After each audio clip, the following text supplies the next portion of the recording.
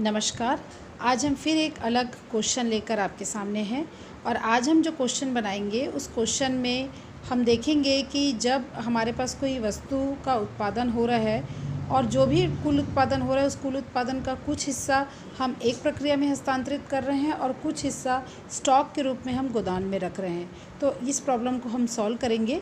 ये देखिए हमारे सामने एक क्वेश्चन है स्लाइड में और इस क्वेश्चन में आपसे बताया जा रहा है कि एक वस्तु उत्पादित हो रही है 3 अलग अलग प्रक्रियाओं से गुजरकर और उस प्रक्रिया में जब वो बन रही है तो किसी भी प्रकार का प्रॉफिट अभी उसमें ऐड नहीं है। जब वो ट्रांसफ़र होता है, जब एक प्रक्रिया से दूसरी प्रक्रिया में जब ट्रांसफ़र हो रहा है तब उस वस्तु में कोई भी प्रॉफिट ऐड नहीं है, लेकिन जब वो गोडाउन में जाएगा तब वहाँ पर कॉस्ट में 25% प्रॉफिट ऐड हो जाएगा। हर प्रोसेस में 5% का नॉर्मल वेस्टेज हो रहा है। आपको लिखा है क्वेश्चन में, देखिए 5% लॉस हो रहा है। इसके अलावा जितने भी प्रोसेस हैं उस प्रोसेस में 20% का स्क्रैप भी निकल रहा है, अवशेष भी बन रहा है और वो जो अवशेष है वो हर प्रोसेस में 20 रुपीज़ पर टन के हिसाब से सेल हो रहा है। तो ये डिटेल्स हमारे सामने हैं कि जो 3 प्रक्रियाएं हैं उसकी डिटेल्स हमें दी गई है, प्रोसेस ए, प्रोसेस बी और प्रोसेस सी, और सबके एक्सपेंसेस हमको सेपरेट दिए हुए हैं। प्रोसेस ए में मटेरियल है 1000 टन और उसकी कॉस्ट है 10,000, वेजेस 4000, एक्सपेंसेस 6000। अब देखिए क्वेश्चन में ही क्लियर लिखा हुआ है कि जो पास हो रहा है एक प्रक्रिया से ए प्रोसेस में जो भी गुड्स बनेगा उसका जो 60% है, जो भी आउटपुट निकलेगा उसका 60% है वो जो है वो बी प्रोसेस को ट्रांसफ़र होगा और जो 40% है वो जो ट्रांसफ़र होगा गोडाउन में ट्रांसफ़र होगा। इसका मतलब जो भी हम प्रोसेस ए में बनाएंगे उसके कुल उत्पादन का 60% ही हमको ट्रांसफ़र करना है। अब टोटल 100% हमको ट्रांसफ़र नहीं करना है, तो ये अलग अलग हिस्सा हमें बता दिया गया है। सेम ऐसी प्रोसेस बी में भी बताया गया है कि 550 टन है और उसकी अलग अलग कॉस्ट दी है। प्रोसेस बी में 80% जो है वो ट्रांसफ़र हो रहा है सी को और जो बचा 20% है वो ट्रांसफ़र हो रहा है प्रोसेस गोडाउन में ट्रांसफ़र हो रहा है एज अ स्टॉक। इसके बाद प्रोसेस सी में हम आएंगे और प्रोसेस सी में भी हमको बताया कि 200 टन उसमें इनपुट है और सबकी कॉस्ट दी हुई है, वेजेस एक्सपेंसेस सब लिखा हुआ है।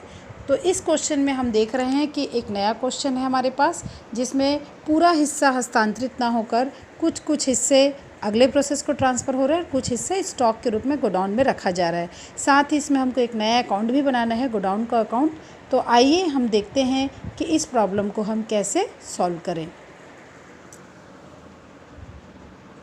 तो आइए हम देखते हैं कि इस क्वेश्चन में किसी भी प्रक्रिया में होने वाले कुल उत्पादन का कुछ हिस्सा अगली प्रक्रिया को हस्तांतरित करना और कुछ हिस्सा गोदाम में ट्रांसफ़र करने पर क्या इफेक्ट पड़ता है और किस तरीके का कैलकुलेशन किया जाता है, हम इस क्वेश्चन के माध्यम से समझेंगे।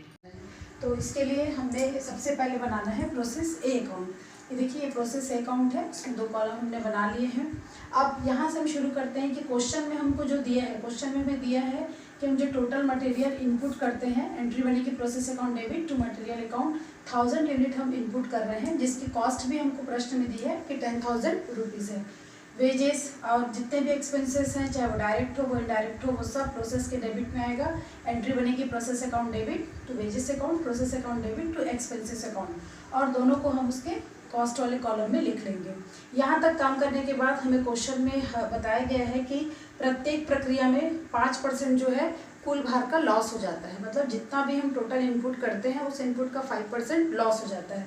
तो हमने इनपुट कितना किया है 1000 यूनिट। इस 1000 यूनिट का 5% हमारा नॉर्मल वेस्टेज हो रहा है, जिसकी एंट्री बनेगी loss in weight account debit या normal wastage account debit to process account. तो 1000 यूनिट का हम 5% निकाल देंगे तो हमें पता चल जाएगा कि हमारा कितना नॉर्मल वेस्टेज हुआ है। तो 50 टन हमारा नॉर्मल वेस्टेज हो गया है।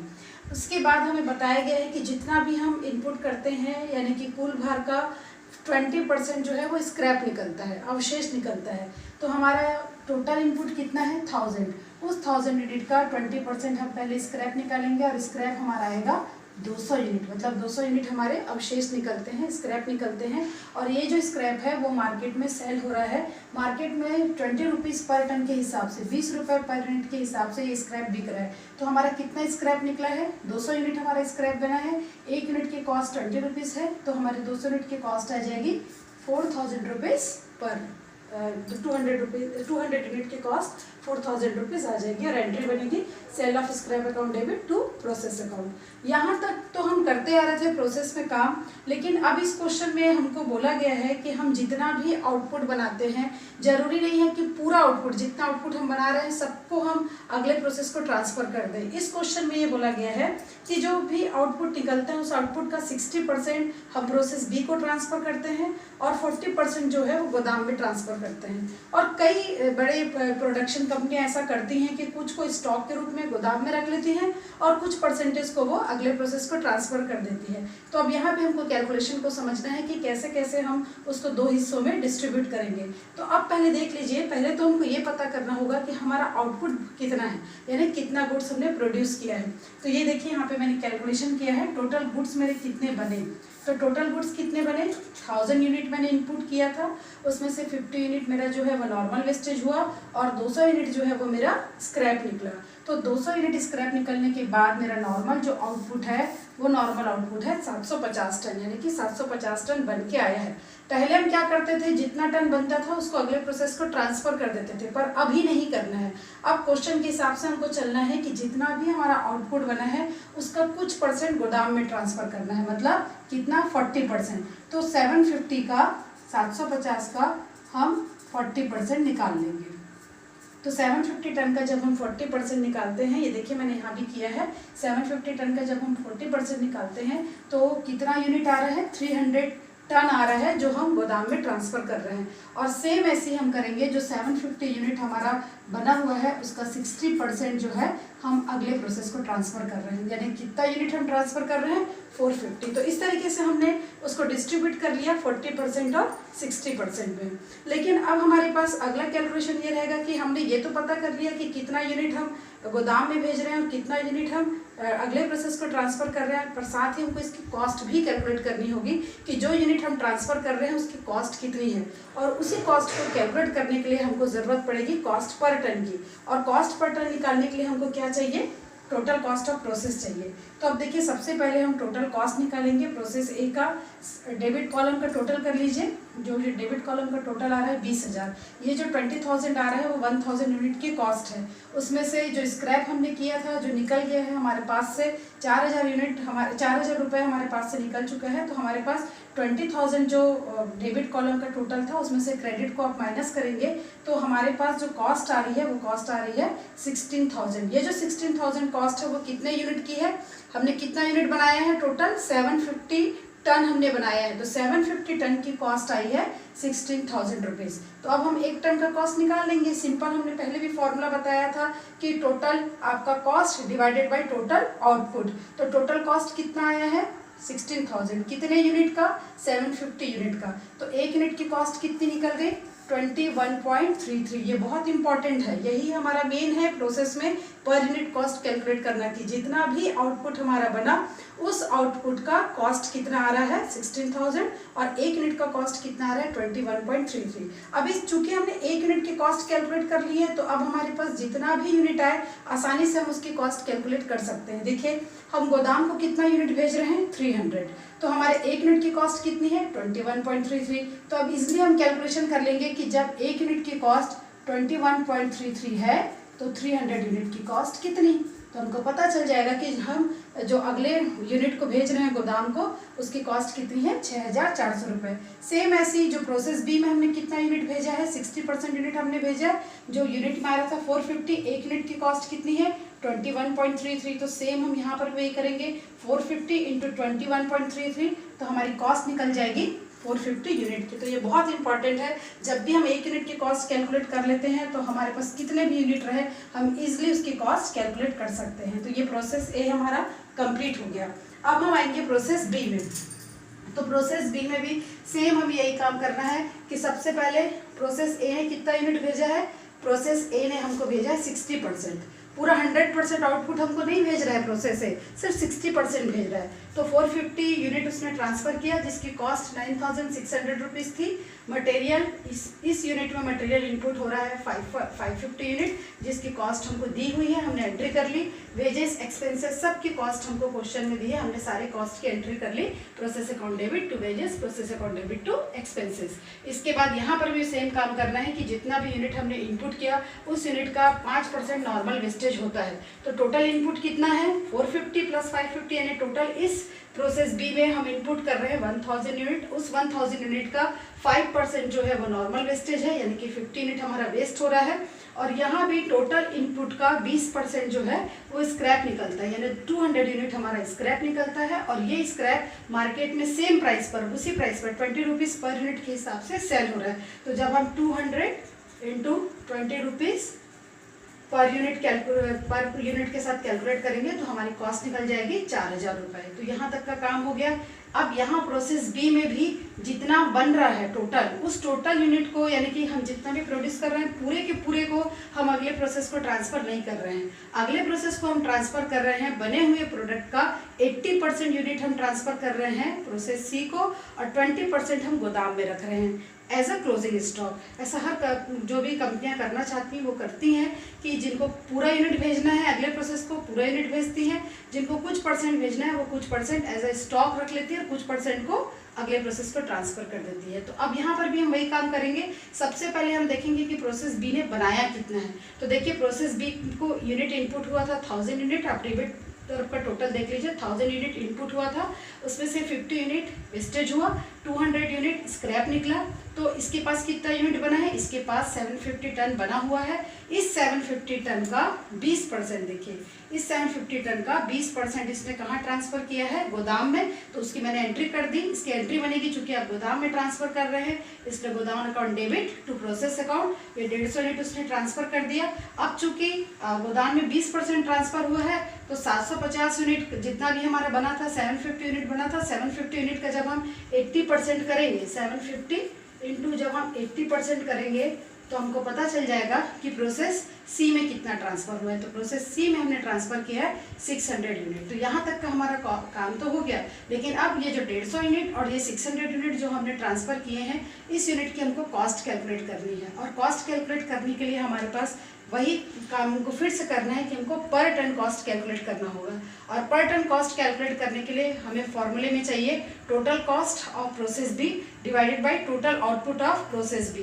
तो सबसे पहले हम कैलकुलेट करेंगे टोटल कॉस्ट। तो टोटल कॉस्ट कैलकुलेट करने के लिए डेबिट कॉलम का पूरा टोटल कर लीजिए। तो ये मैंने पूरे डेबिट कॉलम का टोटल किया है, देखिए 29,600 डेबिट कॉलम का टोटल आ रहा है।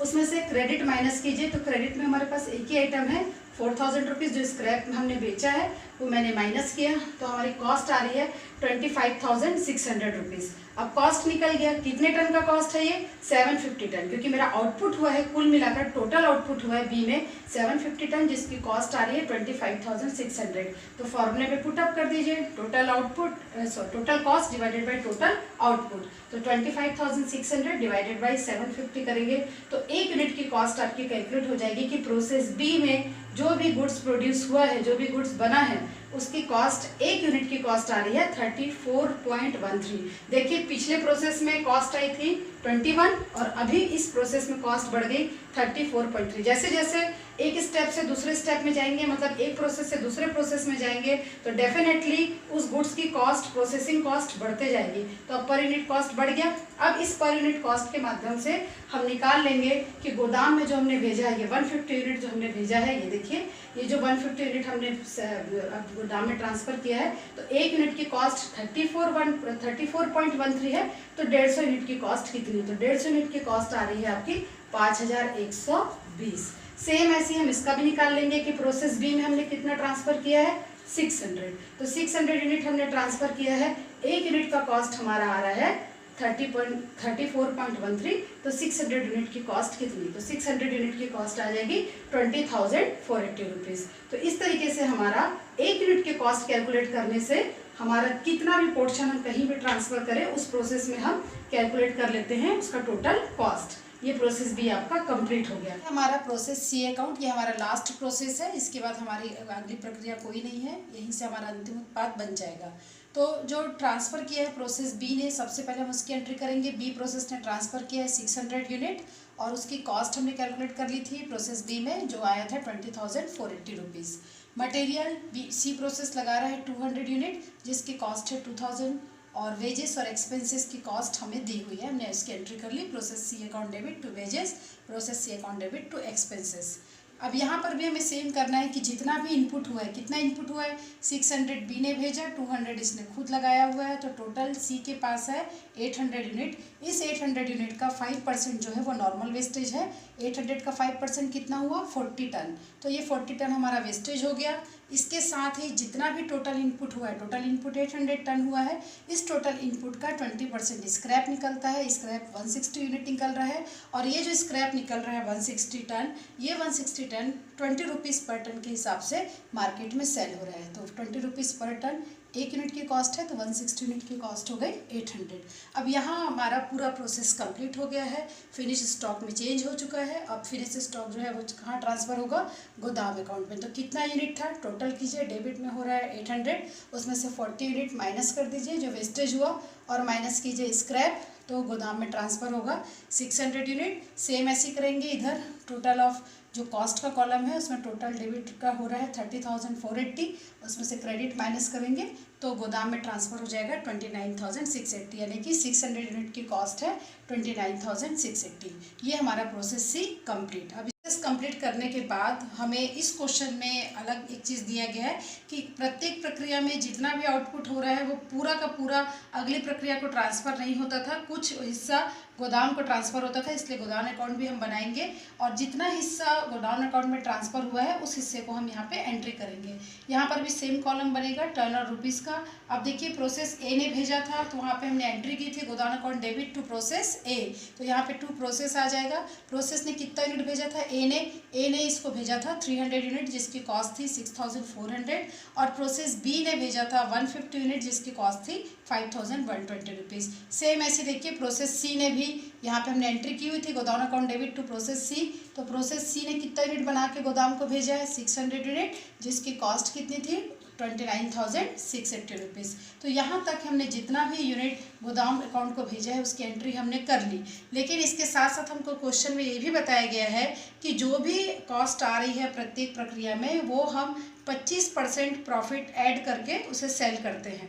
तो 25% प्रॉफिट ऐड करके हमको सेल करना है। कितना, जितना भी यूनिट हमने गोदाम में भेजा है, तो जितना यूनिट हमने भेजा है उतना ही यूनिट हम यहाँ पर भी लिखेंगे क्योंकि उतना ही यूनिट हम सेल कर रहे हैं। तो सेल की एंट्री बनेगी सेल्स अकाउंट डेबिट टू गोदाम अकाउंट, तो हम सारे सेल्स की एंट्री कर लेंगे। साथ ही जितना जितना यूनिट हमको गोदाम अकाउंट में भेजा गया था प्रोसेस ए के द्वारा, प्रोसेस बी के द्वारा, प्रोसेस सी के द्वारा, वो सारे यूनिट को हम यहाँ पे एंट्री कर लेंगे। अब हमारे लिए नया क्या है, हमको सिर्फ ये करना है कि जो भी उसकी कॉस्ट है उस कॉस्ट पे 25% प्रॉफिट ऐड करना है। तो यहाँ देखिए मैंने किया है प्रोसेस ए का कॉस्ट कितना आया था जो गोदाम में भेजे थे 6,400 आया था। उस 6,400 का आप 25% निकाल लीजिए क्योंकि कॉस्ट पे 25% प्रॉफिट ऐड करना है, तो ये आपका कॉस्ट हो गया। उसका 25% प्रॉफिट हुआ 1,600, कॉस्ट में प्रॉफिट ऐड कर दीजिए तो आपको सेल्स प्राइस निकल जाएगा कि आपने कितने में उसको बेचा। प्रोसेस बी का भी करेंगे कि प्रोसेस बी ने कितना यूनिट सेल कर रहा है, 150 यूनिट सेल कर रहा है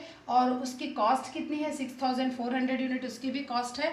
तो उसकी कॉस्ट जो है 150 यूनिट की जो कॉस्ट है 5,120 रुपीज़ है। उस 5,120 में हम 25% प्रॉफिट जो है वो ऐड कर देंगे। तो जब हम 25% प्रॉफिट ऐड कर रहे हैं तब उसकी कॉस्ट आ रही है 6,400 रुपीज़, तो ये उसका सेलिंग प्राइस हो गया। सेम ऐसे सी का भी करेंगे कि सी सेल कर रहा है 600 यूनिट और सी में भी हम 25% जो है वो प्रॉफिट ऐड करेंगे।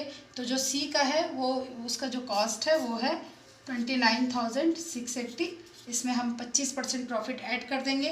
जब हम 29,680 का 25% प्रॉफिट ऐड करेंगे तो हमारा सेलिंग प्राइस आ रहा है 37,100। इस तरीके से हमारा प्रोसेस में गोडाउन अकाउंट भी कंप्लीट होता है कि जो प्रत्येक प्रक्रिया ने जितने भी यूनिट बनाकर इसको भेजे उस यूनिट को हमने मार्केट में 25% प्रॉफिट में क्या कर दिया, सेल कर दिया। तो ये कंप्लीट है। आज हमने सीखा कि जब कभी भी हम प्रोसेस अकाउंट बनाते हैं तो जितना टोटल आउटपुट होता है उस टोटल आउटपुट का कुछ हिस्सा गोदाम में ट्रांसफ़र करना और कुछ हिस्सा अगले प्रोसेस को ट्रांसफ़र करते समय कैसे कैलकुलेशन किया जाता है, इस क्वेश्चन के माध्यम से हमने समझा। धन्यवाद।